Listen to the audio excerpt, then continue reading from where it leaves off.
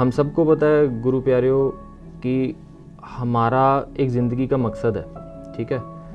800 करोड़ से भी ज़्यादा आबादी है इस दुनिया की, और अगर आप देखो तो बहुत ही 1-2-4% लोग होते हैं जिन्हों को धर्म के बारे में पता होता है या जो धर्म को थोड़ा बहुता भी जानते हो, ठीक है।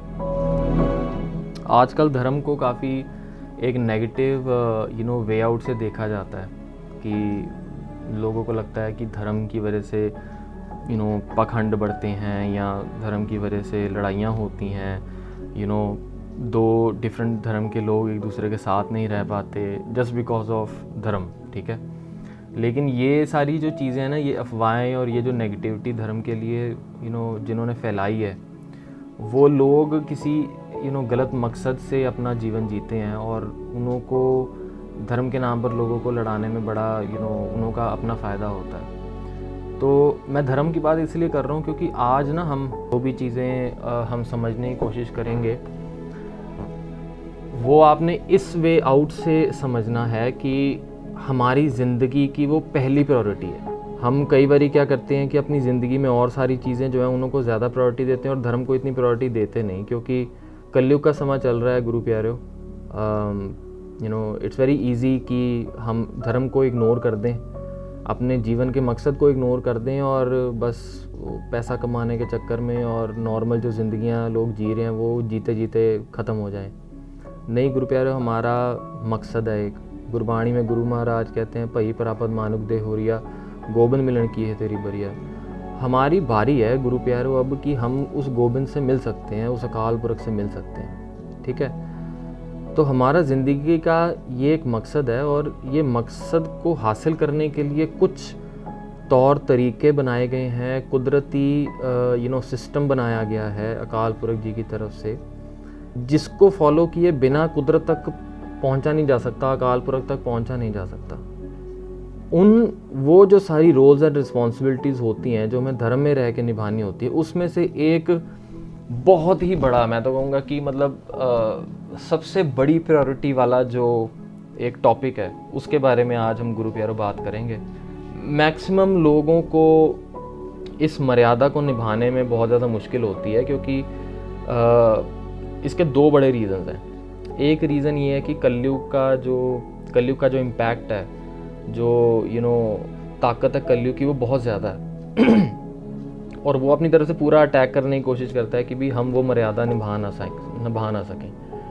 और दूसरा रीज़न ये होता है कि ये एक ऐसा तरीका है, ये एक ऐसी मर्यादा अकाल पुरख जी ने बनाई है जो कि हमें बहुत जल्दी रिज़ल्ट की तरफ ले जाती है, जो हमें बहुत जल्दी अकाल पुरख जी की तरफ ले जाती है, ठीक है। आप सबको पता मैं किस बारे में बात कर रहा हूँ। तो हम बात करेंगे गुरु प्यारों अमृत वेला पे, ठीक है।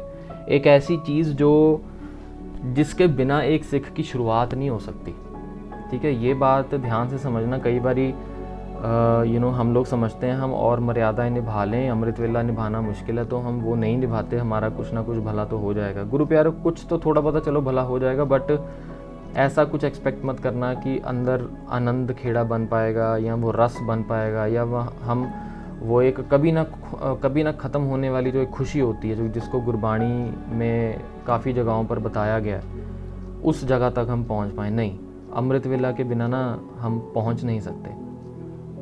जो अमृत वेला है ना, अमृत वेले के बिना एक सिख की शुरुआत नहीं हो सकती। सिख की शुरुआत मतलब मैं दिन की शुरुआत नहीं कह रहा हूँ, एक सिख का जो जीवन है वो अमृत वेले के बिना ना शुरू नहीं हो सकता। काफ़ी सारे महान गुरसिख महापुरुष रहे हैं सिख पंथ के, जिन्हों की अगर हम किताबें पढ़ें तो हमें ये चीज़ एक बहुत कॉमन है जो हर गुरसिख प्यारे ने, हर महापुरुष ने, हर ब्रह्म ज्ञानी ने कही है कि अमृत वेले के बिना एक सिख की शुरुआत नहीं हो सकती। और ये सिर्फ सिख धर्म में नहीं है गुरु प्यारों, हिंदू धर्म में अगर हम जाएंगे तो अमृत वेला को ब्रह्म मुहूर्त कहा जाता है। अगर हम हमारे मुसलमान भाइयों के धर्म में जाके देखें तो उन्हों के लिए सुबह फजर की नमाज होती है, अमृत वेले में फजर की नमाज कहते हैं उसको, ठीक है। तो ये जो कॉन्सेप्ट है ये सिर्फ सिक्खी में नहीं है, और ये कॉन्सेप्ट ऐसा नहीं है कि गुरु नानक देव सच्चे पातशाह जी के प्रकट होने के बाद ये कॉन्सेप्ट के बारे में लोगों को पता चला। ये सभी धर्मों में है, ठीक है। Everybody knows the power of Amrit vela. अब कॉन्सेप्चुअली इस चीज़ को समझने की ना थोड़ी सी कोशिश करना कि गुरु प्यारो, जो कुदरत ने जितना भी ये सिस्टम बनाया ना, दुनिया बनाई, लोग बनाए, डिफरेंट टाइप्स ऑफ क्रिएचर्स बनाए, ठीक है, उसके बाद धर्म बनाया, नाम सिमरन का सिस्टम बनाया, और जिस तरह से भी ये कुदरत की बनावट है, उसमें जो हमारा शरीर और हमारी जो जोत है, हमारे अंदर एक जोत है, आत्मा है, ये आप सबको पता होगा। हमारी जो जोत है, हमारी आत्मा, हमारा शरीर इस कुदरत के साथ डायरेक्टली जुड़ा हुआ है। डायरेक्टली मैं कहने की क्या कोशिश कर रहा हूँ, बाहर अगर दिन है, बाहर अगर रात है, बाहर अगर बारिश हो रही है, मौसम कैसा है, कहीं पर ऑक्सीजन कम है, कहीं पर ऑक्सीजन ज़्यादा है, बर्फ़ पड़ रही है, पहाड़ हैं, नदियाँ हैं, दरिया है, ये सारी जो चीज़ें हैं ना जो कुदरत ने बनाई है, हमें उन सब चीज़ों के बीच में बनाया है, और हम अपने आप को इस कुदरत से अलग नहीं कर सकते। ठीक है। हमारी जो अंदर की भावनाएं हैं, हमारी जो अंदर के इमोशंस हैं, वो बाहर की जो कुदरत जितनी बनी हुई है ना, उससे डायरेक्टली लिंक्ड है, कंबाइंड है। एंड ये जो कुदरत है, इसका जो समा है, जो पहर हैं, 8 पहर की मैं बात बताऊंगा आपको, ये जो समा है ना पूरा, ये हमारी बॉडी और हमारी आत्मा भी इस समय के साथ डायरेक्टली लिंक करती है। ठीक है। हमारा रात होती है तो हमें नींद आती है, सुबह होती है, दिन होता है तो हमारा शरीर जागा होता है, एनर्जी फील होती है, हमें भूख कब लगती है, ठीक है, हमें काम कब करना है, हमें हमारे जो इमोशंस हैं अंदर के, वो बाहर के एनवायरनमेंट के साथ डायरेक्टली लिंक्ड है। ठीक है।